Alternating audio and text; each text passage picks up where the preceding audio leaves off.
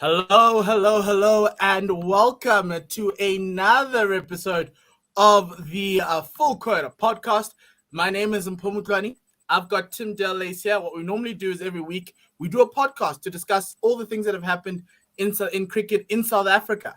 And so this past week's been jam-packed. We've been waiting for the new cycle to come around, and it landed on a day today, Monday, that seemed like everything came through. Hi, Tim. How are you doing? All right. Considering the circumstances and the relevant press releases the last couple of hours, I'm all right.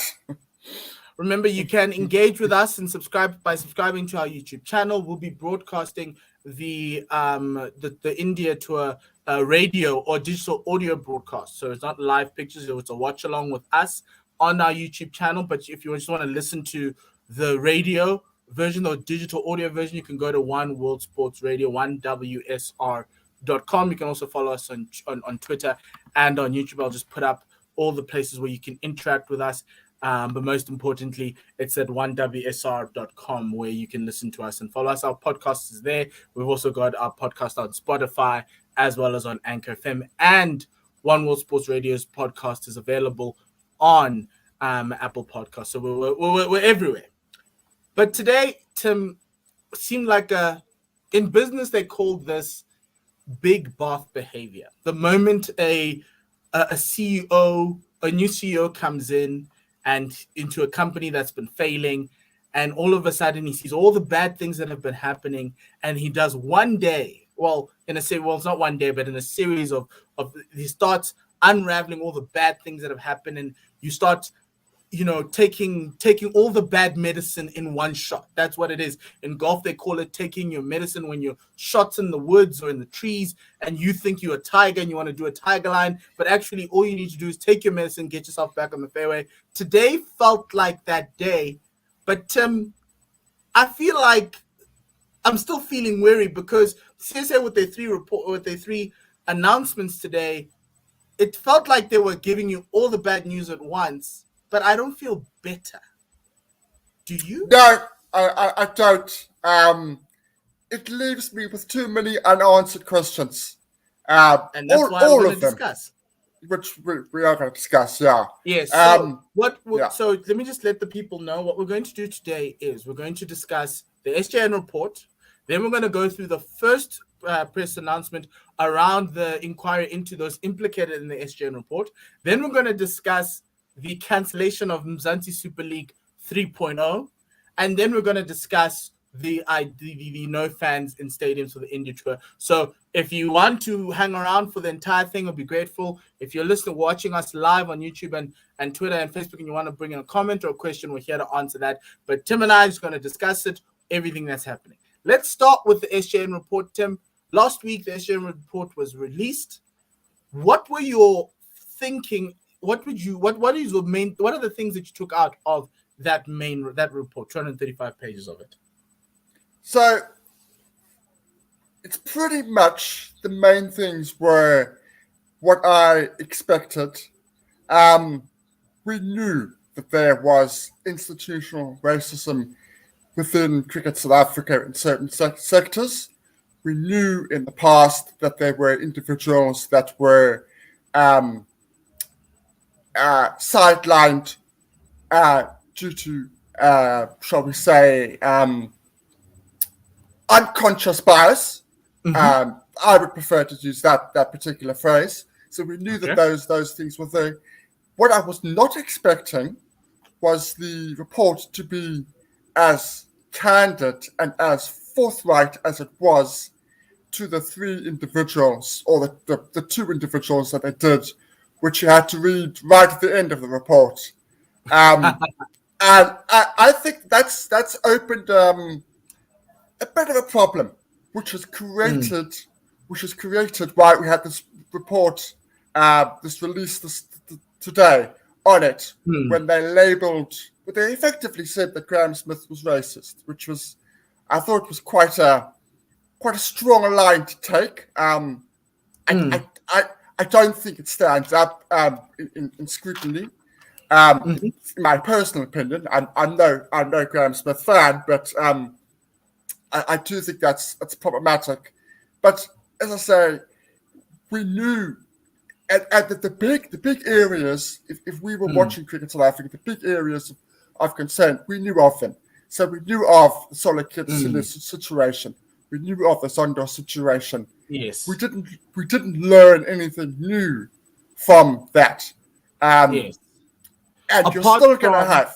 Apart from another inquiry saying that Kazondo was unfairly discriminated against, even against AB de Villiers' affidavit, where he says it was purely cricketing reasons. And in that report, which is what I loved, especially for Kazondo, because I felt that was an exoneration moment where somebody who is out of cricket said that the reasons AB provided did not stack up. Like, you wanted Dean Alger in there, but you didn't want Kazondo because he had inexperience. But Dean also had inexperience in ODI cricket.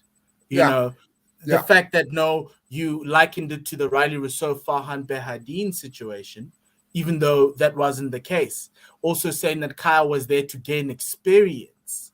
And he was told Kyle was there to gain experience when the chief selector said, no, Kyle was there as a member of the squad. And also then they speak about his moment of him going to Haroon Lorgat, the current president of CSA, the then president of CSA, to complain. And AB concedes in his affidavit that what he did was wrong and he should have gone to thing. But what they also said about him was that the fact that he did that, was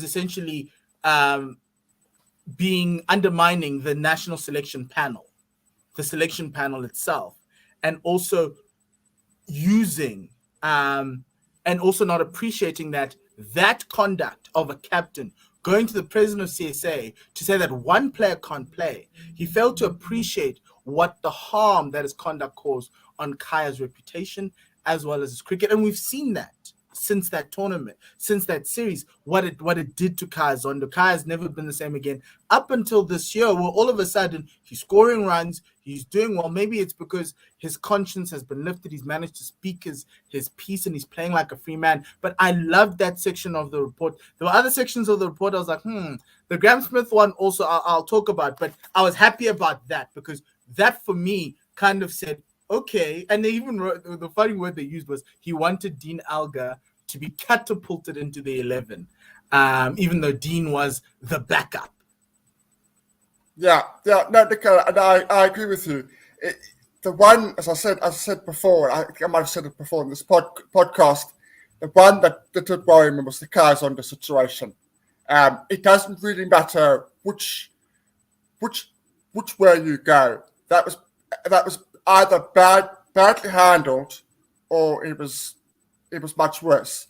As you rightly point out, Dean Alger wasn't even with the camp at the time, so he could definitely feel hard done by.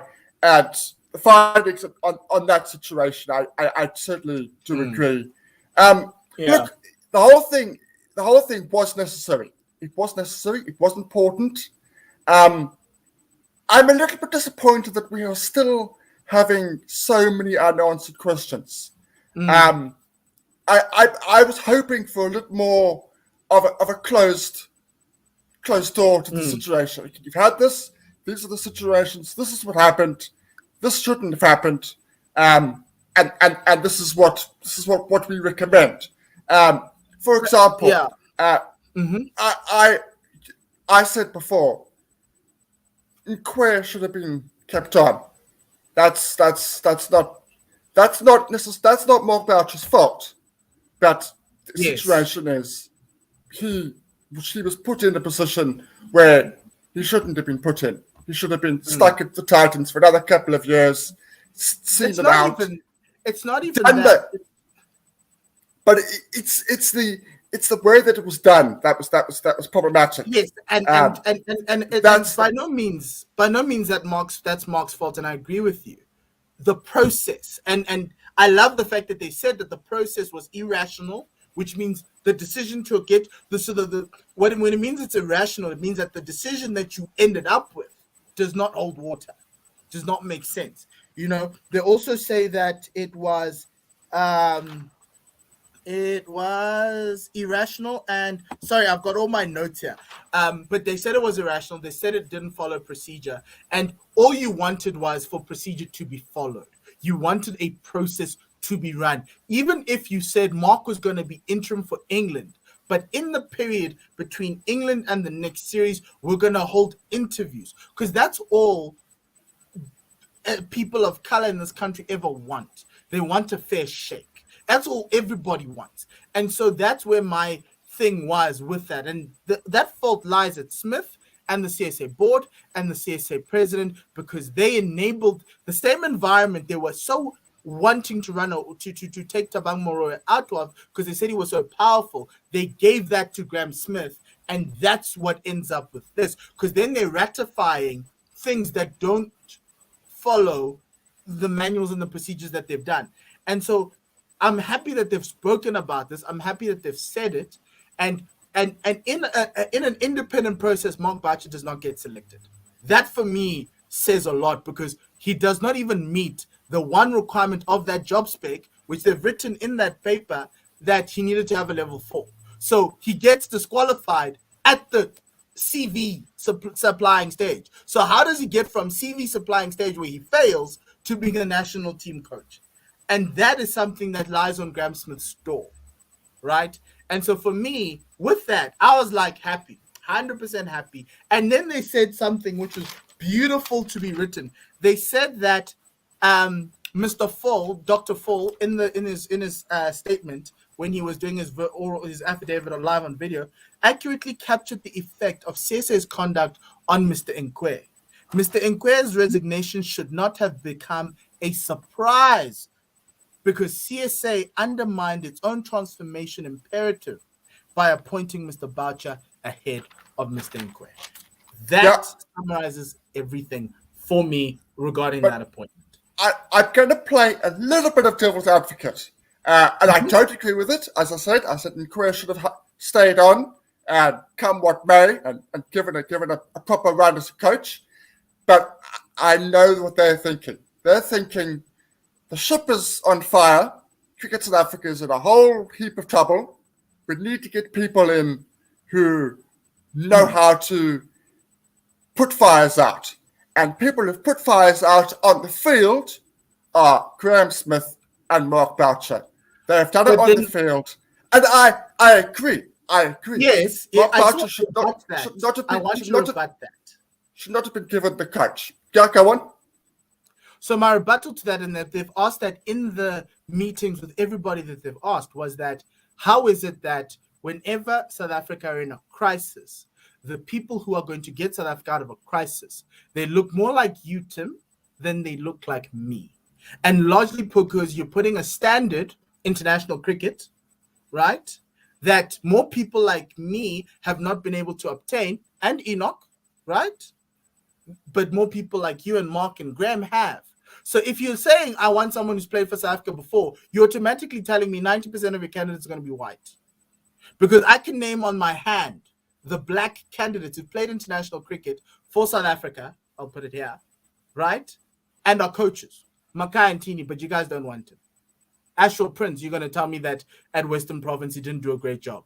Paul Adams, he got fired at Western Province, so he's not good enough, right? Roger Telemarcus, oh yeah, but who's he? He only played a few games for South African cricket. Robin Peterson, you're going to say, no, he needs a few more years at thingy. Or you're going to ask what he has won. Are there any other black players in South Africa who played international cricket who are coaches? Not that many. So we find ourselves in that situation where it falls on racial bias. But someone like Enoch was like, I understand I'm not there, but I'm going to go my own way. I'm going to go create my thing. And because you guys created a standard of levels, surely I meet it. So here's the one thing. If you wanted Mark Boucher, take out level 4 qualification out of that. Because if you took that out, we wouldn't be having this discussion. Yeah. Look, I think it was bad to handle. There's no getting away from it whatsoever. What I would say is I think Cricket South Africa particularly at board level, is better now than it was a decade ago. Yes. We are going in the right direction. So in theory, in 10 years' time, Tim and Mpho could be the head coach. 10 years' time, when he's retired, he's got his coaching badges. It shouldn't be Temba. It should no, be. but I'm just. It should be. It should be Wandile Gwavu. That's my problem. I'm using that. I'm using a current player as an example. Okay. I'm using a current example. Yes. Yeah, absolutely. In 2 years' time, there is nothing to say Why that not Gwavu. Imran Khan? There's no. Why not Yes. Wandile Gwavu? No, I agree. Why I not agree. those guys I've named, even Jeffrey Toyana? And that's the problem about the bias that's inherent in our cricket. And that was the theme that was coming across the entire paper, was that our cricket is inherently enough. I've said this many times in our commentary. We're sitting in a place where it's a white space. So you want people who assimilate to whiteness more than anyone else. Remember when Tabang More was speaking about Jeffrey Toyana's oral presentation in the interview committee, and the interview committee felt that his presentation let him down, and I was so hurt because it feels like you wanted Jeffrey to speak in the Queen's English like mine, than anybody, than the Jeffrey we know, who's a Sundowns fan, who comes from Pretoria, who grew up there, grew up in Soweto, played cricket in Soweto. He come through the ranks. His English may not be perfect, but he's great with the players. He's a winner. But that his inability to present, which technically, yeah, you could say coach needs that, but if he's good with players, like really, we don't need presentations. And he doesn't make it, and that hurts me because it just tells me that our cricket has been in the wrong place for a very long time. And I hope with this new board, it's in the right place. One last thing, let's talk about Graham Smith and what he's been accused of, because there's a few things. Before we go to Graham, Mark's apology, and this is the one thing he'll be implicated for in this inquiry that was released in this paper. His apology around Paul Adams may give an impression that CSA is harboring or enabling somebody who is not understanding of the racial dynamics, and that's what was written in the Sjn Report about his apology. They said they got his apology, but his apology was buttressed, which was a beautiful word. I didn't know this. His apology was buttressed by his excuse that I'm just trying to find it. Mark. Yes, his apology was buttressed. It lacked sensitivity and understanding of the racial undertones. Then they say he apologizes, but he buttresses it with an excuse. And the comments were made in a team setting. And then they said as if racism can be excused if it's done in a team setting, like, oh, it's a boys culture and we're excusing racism, which when I was reading this, I was like, hey, wait, Yorkshire Cricket Club. That's you. That's you right yes. This yes, is it right. And so for me, that's what I was like, okay, maybe that, because this morning when we got that thing where Mark Barch is implicated, I was like, and I was like, oh, that apology, because it kind of says, oh, but you made him a coach, even though he doesn't understand the racial sensitivities of this country. Because it even goes on to say that Boucher did not give evidence of, because they said they did not provide evidence as to what the white name he was called by the team or other members of the teams, the name that was given to the white players in the team. He didn't say that. And so in him not providing evidence, it kind of says that, but you said you're called, so what were you called?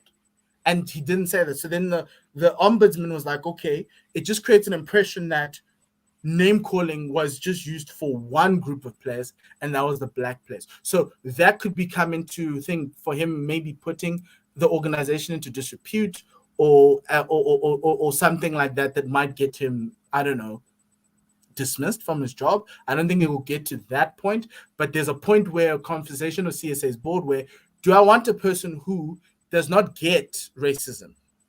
And even you can look at the way the team handled the kneeling thing throughout the year.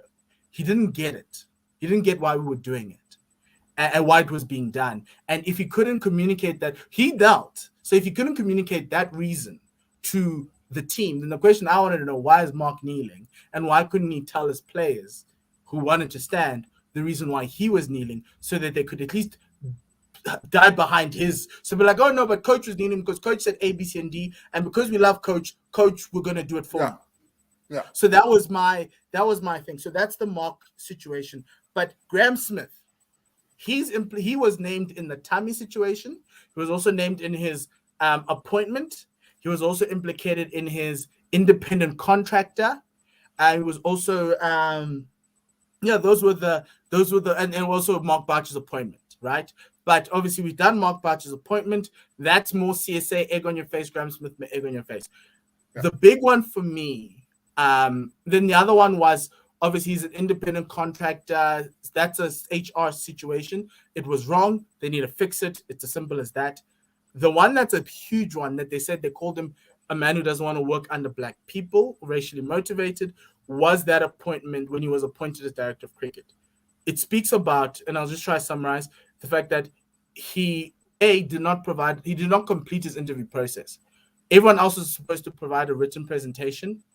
He did not. Graham was given, he didn't do that. So, like I said with Mark Barcher, that's a disqualification from the interview process. But they wanted him, they headhunted him, and it went through. Yes, headhunting is allowed, and they mentioned it in the thing, but you still need to follow HR processes. The big issue that the ombudsman had was that the job spec was taken out when they'd already had initial discussions to get Graham on board, which, as I've seen in corporate South Africa, happens all the time. It's wrong. Doesn't mean that it's right. It's wrong, right? Because you are not opening yourself up to the entire world of possibility for everybody, and you're not running your organization in the best interest of the stakeholders. Yes, but the thing about Smith, that was the key one. It was that appointment. The other one was Tammy. Those are the two conducts that I think he might be in trouble for. First one was Tammy, because the ombudsman, speaking on evidence from other people, speaking about that 5-man clique that they had, was that he could have influenced Tammy's selection. Linda Zondi speaks about how he was pleading with Graham to give Tammy an opportunity, and Graham was like, but you guys have selected so-and-so. I don't know what it was. I think it was either AB or whoever, and Graham was like, who am I to fight against? What was that? It's all written in there. But in Graham's, in that appointment, it says that he did not state reasons as he did not want to work with Thabang Mooroe. He just said that he wasn't going to work for CSA under Thabang Mooroe, but he never said why. And that's the reason why they're leading to the fact that Graham's insistence not to work with CSA at the time was racially motivated, because the moment Dr. Fall comes in, he's happy to come in, to the point where even he said that he didn't trust CSA, and he took a 3-month contract because he didn't trust CSA. And he says that they surmise that because Mr. Nanzani and Mohoe are black, that's the reason why. And you say it doesn't hold water, right? I'll just come in there. Why I say that? He's working with a black president now. He's working with a black board now. At the moment, we know about Thabang Mooroe. We know about the Sjn Report. I'm surprised that Smith didn't give his reasonings. He could have given his reasons. He could have said it's because Thabang Mooroe is being accused of X, Y, and Z, and until that situation is being resolved, I don't want to work with somebody with this kind of reputation. But the point is, I think it's a huge stretch to say that he's racist, because that's exactly what I say. I think that it's a huge. Okay. And my thing is that my thing is that he's not racist. I'll put it out there. But there is some racial bias, right? There is an element of racial bias. One of the two things was that, firstly, he said that he didn't want to work with CSA at the time CSA, but he also said he didn't want to report to the executive, which is the president, Chris Nzani, and Thabang Mooroe. He said he wanted to report to the board, but that can't happen because you're director of cricket. You need to report to the CEO. So that showed a level of privilege of wanting to undermine the current structure of CSA. Largely, yes, because he didn't provide reasons, it was black. But let me say this, right? There is a way where you can, as a white man, as a black man, where, let's say, I'm going to use myself an example. I can like you, Tim, as a white man, but hate every other white man in the world. I like you because you're my friend. I think you are at my level intellectually. We love cricket together, and that is it. But it because I love you, it doesn't mean that I can't say I'm not racist. So my actions to Tabang, so Chris Smith's actions to Tabang and maybe Chris Nzani, may be that, yes, he doesn't see them in the same light as Poletsi and everybody else who's the current CEO of Thingy. It doesn't mean that that statement does not hold water. He may hate Tabang for other reasons because he was black. You never know. And the fact of the matter is that you can't just say no because he's worked with other black people that he does not harbor racial bias. He could harbor it. He could. Because what I've seen in the past, however many, and that's what this report is. This report is uncovering the racial biases that are inherent in Cricket South Africa, in the people in Cricket South. For instance, one anecdote, it's a cameo performance. Johan Lowe, former Protea bowler, Johan Lowe, when he said, put in that WhatsApp message into that group of former Proteas, and they called Lawrence Mahat. They said, how long are they going to leave that man and those people, those monkeys, in that position because our cricket is falling apart? We know, and Johan's like, no, but he wasn't meaning for Paul Adams. He was just saying it as an Afrikaans saying his frustration, right? But it's racial. It's racist, right? And Johan may love the black players he played with. I don't know who they were. It might be Telemarcus. It might have been Makantini. He might love those guys, but he may hate the rest of them. And so I can't then say, no, Johan's not racist, or that actor's not racist because, oh, by the way, Johan played and shared a room with Makantini. So my thing with Johan Lowe, and they've written it there in the thing, it's a lovely little cameo performance. It's one of the funniest things I've ever had to go through, because he literally says, no, I wasn't meaning to be racist, when we know you were meaning to be racist. So so for me, I sit there going, okay, fine, it's going to be harder to prove that Graham is not racial, that's not racial motivated, and I get that. But I do sit there from a fence of a black person going, no, I've seen this before. I've got black friends. That goes down. I think Penny Sparrow said that. I think that other guy from Greece said that he's got black friends because he went to school with black people. And the thing, we need to understand that our biases may not extend to the entire spectrum of black, but it may extend to a majority of black. And it also falls into that Enoch and Nkwe appointment, because what was the reason that you chose Bacha over Nkwe? Apart from the fact that you don't trust Enoch. Why don't you trust Enoch? That's the question that a lot of white people in South Africa need to understand, even in cricket, even across all society. Why don't you like so-and-so? Why didn't you not select so-and-so? And deep down, it's because maybe you're afraid of so-and-so, or so-and-so reminds you of something that may have done that. And that's what we all need to do as human beings, as to our biases towards certain people and the decisions that we make. And Graham has been exposed in this with the words he used. Like, how does one say, no, I don't want to work with the CEO of the company that's employing me, but I want to work with the board? Why? Yes, Tabang's corrupt, whatever it is, that's fine. But you work for the organization. If you don't want to take a job, just say you don't want to take the job and walk away. You don't have to say, I don't want to work for so-and-so. The fact that he said that, the ombudsman was like, oh, I got you. Why did you say that? And you didn't give a reason. And then all of a sudden, somebody else who's white comes in, Jacques Fall, and you're like, oh, no, I'll do this. But I'll do it for 3 months because I don't trust CSA. So I look at that and I'm like, I know Graham's not racist. I know Mark's not racist. But they still have to go through the education of dealing with their biases, because even the decisions after Graham was appointed are filled with bias. And so that's where we are moving towards. And so I do hope that whoever's been implicated in this report, and this was the end of this, and I hope the inquiry is quick. And I hope the board also gets this, that they have to deal with the thing. I'm okay with you saying Graham and Mark must go through racial sensitivity training. I am happy with that. And then you then say they must follow the transformation imperative of CSA. And then on top of that, maybe even say, because I don't know how we fix the problems about the incorrect appointment of Graham, or the incorrect appointment of Thingy, or what happened with Enoch resigning. But if you just don't want to fire anybody and say they must go to racial sensitivity training, I'm happy. Because they need to understand the impact, just like they said about AB, the impact of the decisions you make on people of color, even though you think you're making the right decision because Mark played international cricket. But you forgot to look at the universe of of all the players who have level 4 coaching, who've also played international cricket.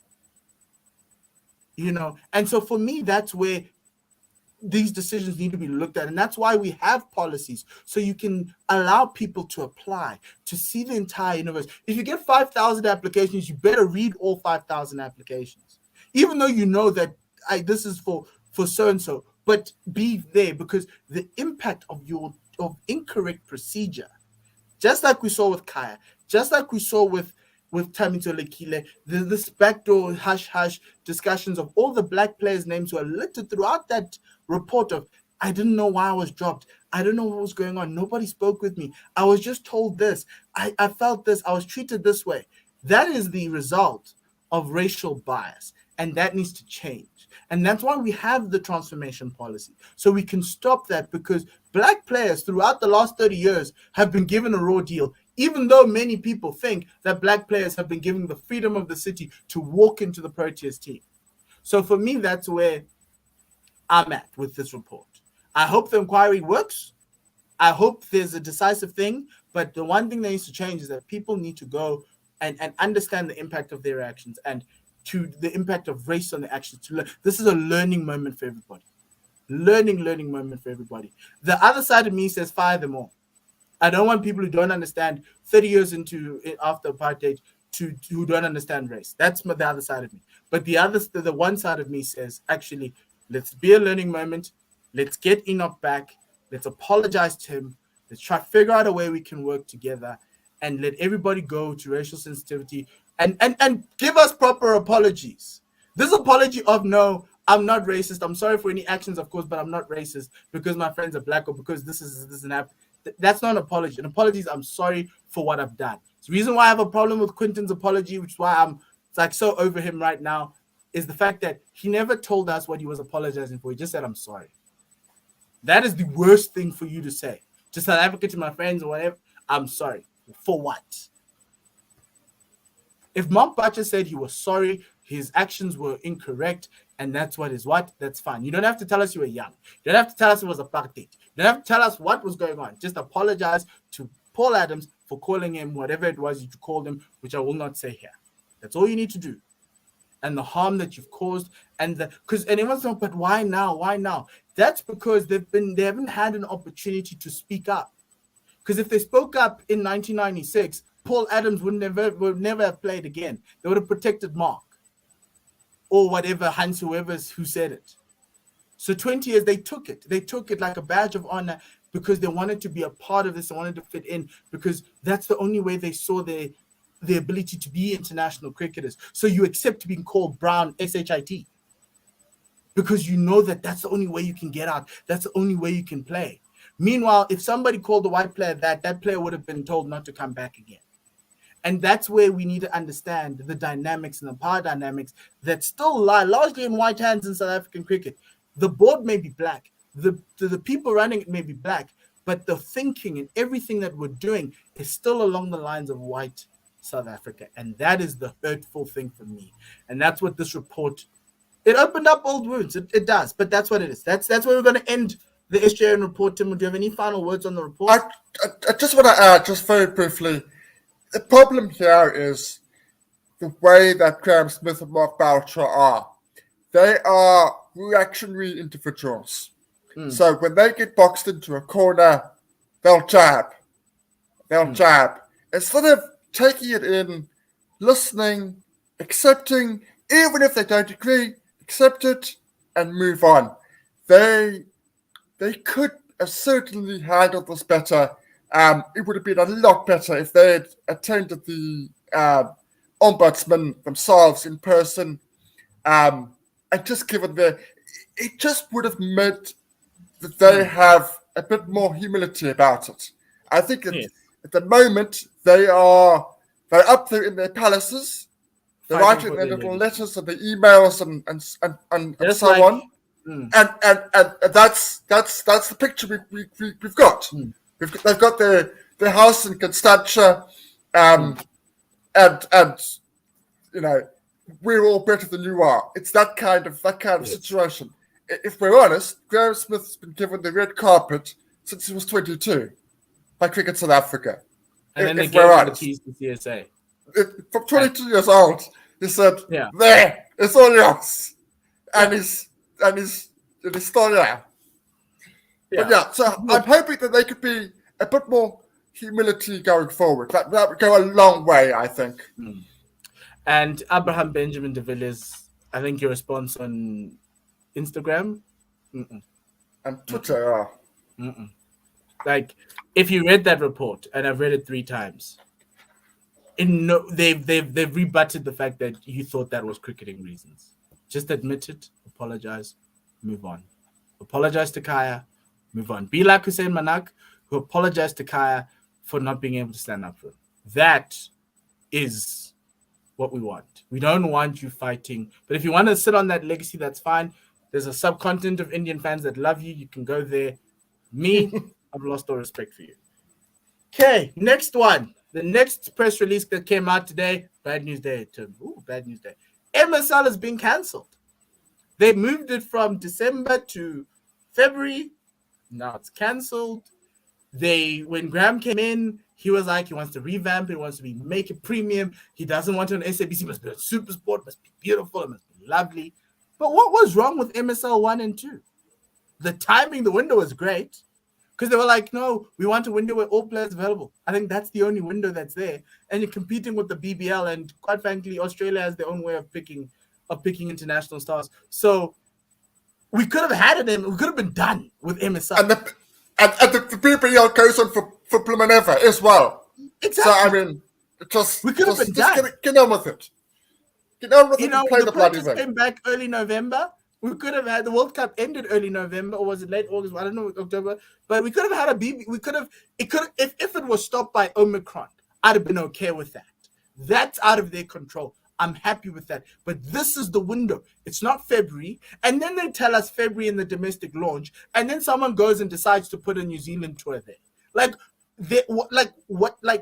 looked at that press release today, and these are the reasons they gave.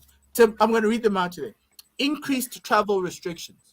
But we were taken off no-fly lists. We're off the red list. We're off the red list. Europe. England's on the red list. We're not. So that's an X. That's rubbish. Bubble frustrations. I'm paying you millions to come to South Africa. Everyone knows bubbles. So the players you would have advertised to would have chosen whether to come or not. So yes. I sit there going, okay. There were no bubbles. Yeah. The other one was fear of the new variant. Okay, that's fair.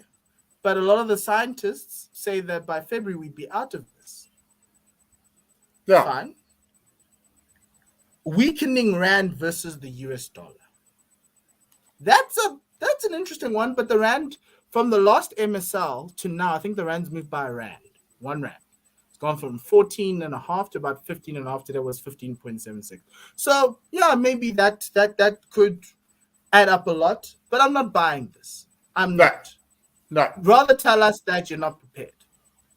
Which leads me to my other argument that currently what's happening in CSA is they're focusing on one thing, the men's national team. And they do one thing at a time. So we close one thing, we open another thing. We close one thing, we open another thing. You can't have multiple. It doesn't seem like they have multiple work streams because our women's cricket team has a World Cup in these next 2 months.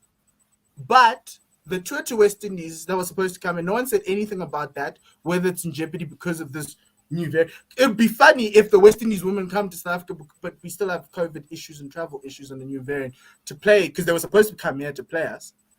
But outside of that, they haven't got any games leading up to the World Cup apart from this West Indies tour. So that's a ball being dropped. MSL, I think, is a ball being dropped because we could have done it 6 months ago. Because I think April, May, we were coming out. We're starting to get people vaccinated. You could have said, okay, let's try slotting an MSL. Let's try get it going. I don't know how many months it takes, but the first MSL didn't take that long to be set up. unless if that's the reason why that MSL was so bad. Because the understanding is, yes, it's not financially viable for CSA. I get it. And largely from me, my understanding was the fact that because you gave it to SABC for a massive discount when SuperSport could have paid you the full amount, right? So you could have... I don't see the impediment for SuperSport, especially when they're looking for content, to run an MSL. Apart from the fact that matter is, you realized on the 20th of December that you have not spoken to players. You have not sent out a tender to players to indicate their interest. You haven't even set up a date for an auction, which you should have set up about 3 months ago. You also don't even have prospective dates or teams. Okay, you've got teams because it's the 6 domestics, but you don't have prospective dates or venues for that tournament. You don't even have a fixture list out. There's been even though nothing. You do know the teams. Yeah, so it feels like we're going to use COVID and excuse as a cover-up for the lack of work done on this. Yeah, you know, but it's fine. If you want to focus on the men's team, that's fine. But the director of cricket's job was to cover all cricket, not just the men's team. The men's team has everything sorted out for them, but everybody else is picking up peanuts. Plus, trying to figure out their way. I also think they saw the PSL announcements. They saw that Riley Rousseau was going over there. They saw a couple of others were going over there. Oh, crap. They've chosen the PSL over us. Oh, crap. We can't go because we're not going to have Riley Rousseau. We're not going to have Carl Abbott. We're not going to have this one and that one and that one. I think that was also a huge factor. But again, if you booked them beforehand, if you booked it early, if you did everything early, and you had it in a contract that Riley was going to play 60% of the competition, then he could play the rest, the 40% in the PSL, something like that. I think it's just, as you say, I think it got to the stage where, oh crap, we've got to do the PSL in a couple of weeks. Oh no, we can't. We just can't. We've forgotten. There's too many other things. Yeah, and that speaks to other things about the DOC's ability to run things. Because, guys, we can walk and run. It's 2021. You can have multiple work streams. You can talk MSL. You can help the Proteas get to New Zealand. You can also help the women's team get to that World Cup, get them games. Even if it is against Zimbabwe women, please get them some games. They need to be playing cricket, not practicing. We're going to mess up this World Cup for the women, and it's not going to be their fault. Their fault will be they have not played games. And that's my biggest worry. Get them playing games in the period where it's your cricketing season. Invite teams out. Yes, Omicron, I get it. Then go to Dubai, go to Oman. It doesn't matter if the pitches are flat. Let them play. They need cricket, to play. Exactly. Like, I'm so worried for this women's team because they don't have games. Guys, we need to get them to be playing cricket. Send them to Dubai, please, to the ICC facility. Let them play against Pakistan again. They can play India again. It's in Dubai. It's easy to travel there. Everybody can go there. They can even play one of the associates. They can play Thailand's a great team, guys. They can play. Thailand will be willing to stay and play. But they need to play cricket. Please, please, please. Like, that's the one thing I ask, is that let this inquiry not stop actual work. And the big thing is, if the West Indies are not coming, and you should know that by now, send them away. Send them to Dubai. Let them play. Where's the Women's Super League? At least do that. Get competitive cricket going. The Proteas are in South Africa. Those Big Bash ladies are back. Let them play cricket. Let them play competitive cricket. We need to get some sort. I get Hilton's trying with the training camp, and I get it, to get everybody there, get the loads up, but a competitive tournament would go a long way. WSL 2.0 was great. It got some of the new Proteas getting in. We had SA merging. Some girls go to SA merging. We want that. We want that. That's all I ask. I know MSL's not there, but please don't. I don't want another press release tonight telling me that West Indies tour is cancelled, because then I just don't know anymore. I just don't know anymore. Because you're citing COVID here. So have you gotten on the phone to call Cricket West Indies to find out if the women are coming back? If you think travel restrictions are going to hinder the West Indies, has somebody made that phone call? It's a question I'd like to know. Last thing today, and for the last time, the press release came out and said, unlucky fans, you won't be able to get a ticket to see SA versus India, largely because both boards decided that they wanted to protect the players and they didn't want to maintain the integrity of the bubble. I get that. It was 2,000 fans, and the way the stadiums were set up was that the fans were never even going to be near the players. Nowhere near. Yes, it's like 2,000, but it would have been nice for some people. I was at the first Bafana game where they allowed fans into the stadium, the 2,000. It was great. The players loved it. They wanted it. They enjoyed it. And as a sports fan, I was loving being in a stadium again. And that would have been just a beautiful thing to just, try and you could have used this as like a training session to try and figure out for when, okay, the fictitious, it's not MSL, it's now CSAT 22.0 or 3.0. Don't know how many CSAT 20s they're going to have. But yeah, it could have been for that. But where are you standing on this no fans thing, Tim? Okay. My thing is, if SA Rugby and SA Football can allow fans for the Rugby Championship or the European Rugby Championship or whatever it's called, and for the PSL, they're both allowing fans. Why is Cricket South Africa not allowing fans? I would rather they were honest. I would rather they would say it's not financially viable because 2,000 fans, we're not going to make the money back, and we rely entirely on the money for the TV rights. If they had said that, I would have said fine. Said I don't like it. It's sad, but I would have said okay. I can understand it. At the end of the day, money matters. But as I say, if rugby and football fans can go and watch football and rugby at the moment, they can go and they can go to the Cape Town Stadium, they can go to the Orlando Pirates, but you can't go to Newlands, you can't go to the Wanderers. It doesn't make sense to me. Surely there would have been some sort of conversation between the three of them about how to do these things. Did the BCCI, was it one of their things? Did they say, listen, if one of our guys gets COVID, then we're going home? There's so much up in the air. It's a real shame for me. This is the ones that I will be on CSA. I think this tour is like, it feels to me like the BCCI is doing this as a favor to South Africa, and largely because India do still need to play South Africa, and looking at their future tours program, I don't think there's time for them to come to South Africa to play. It feels like it's a favor that they're doing to South Africa, which Graham got because of his proximity to Sarav and his friendship to everybody who's in the BCCI, which is great, and one of the perks of having him there. My only issue is that, and you could say like that whole thing of if one player gets it, we go. We saw that in that England Test series where all of a sudden there was a COVID scare and the Indian players were like, we're not playing, we're getting on a bus, we're going back home. Or on a plane. It wasn't a bus. It was, yeah. So essentially, I think they're holding South Africa to ransom. And to a certain extent, some points the ICC needs to come through and say, we've checked the bubble. Its integrity is solid.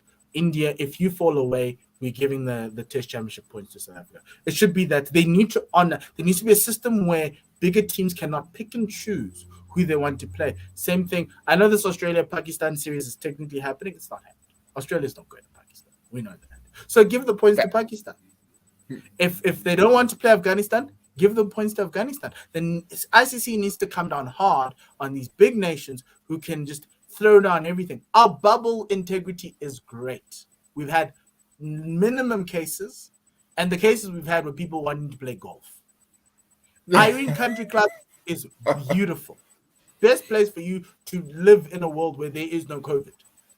So if the ICC says the COVID facilities are great and they're fine, then yes. But if ICC goes in there and says, no, it's not going to work, you can forfeit. And because they forfeit, the bubble's not good enough, you can give the points to the team wanting to withdraw. But for South Africa, who have world-class facilities. We've run multiple bubbles. Graham prides himself in running bubbles. That's the thing. Every time he speaks to the media about what he's done, he's like, "Oh, we've run bubbles. It's been great. We've run so many bubbles with no," and he's done that. And I'll give him that. So surely that's an easy one to be like, okay, fine. And I understand maybe they don't want to add the element of fans, and I get it, and that's fine. But if they're being held to ransom by the BCCI, because we need the BCCI money, we need all of this, the ICC needs to intervene. Just like how the ICC forgot to intervene in the Australia situation, and all of a sudden Australia is going to find a way to come to South Africa to play us. So for me, that's what needs to happen. And I know right now you're like doing favors for everybody else, but you also need to understand. Like, when was the last time India were in the West Indies? Like, that's like, it's things like that where the ICC needs to just grow a pair and just tell, okay, no, that's very hypermasculine. I do apologize for that. Sometimes the ICC just needs to just grow up. They need to grow up. They need to be firm on India, Australia, and England, and they need to honor their fixtures. And the Future Tours program needs to be set by ICC and not the respective boards, because you're killing cricket around the world. And if this tour does not happen because one person gets COVID, it's over. And if one fan infects a player, whatever it is, and the tour, I get why they didn't want to have fans, because if India pull out, it's a massive loss in South African cricket. Huge. They lose TV revenue, they lose everything.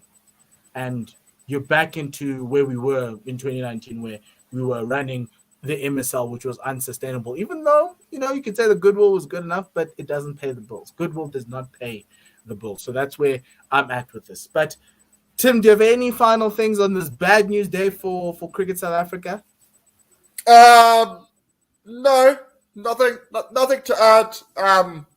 Hopefully with what's now 5 days from the test match, 6 days, I think 6 days for the test match.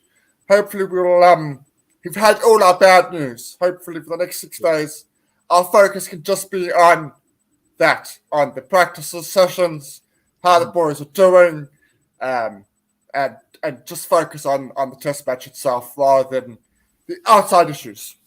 Yeah, so tomorrow in the good news section of our show, we're going to be previewing the India SA Test Series. We've got an Indian, he's a cricketing editor, Abhishek Mukherjee, who's going to be talking to largely myself, because Tim wasn't, or Tim's internet was letting him down. He needs to fire his internet service providers. And we just discuss everything with India coming to South Africa, who's going to win.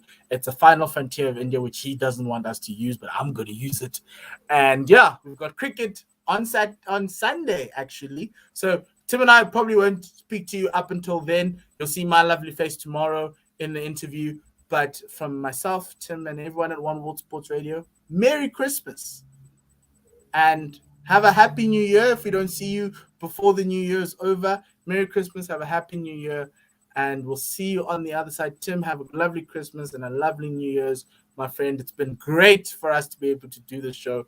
And yeah, I just hope it grows from strength to strength. And yeah, many more great interviews and many more podcasts like these, because I think, yeah, this one was interesting to do. So yes, Tim. Yeah. Thanks everybody for watching and keeping us interested and keeping the show going. Yes. So for myself and Tim, good night, goodbye, and for the last time in 2021, le sale cacajes.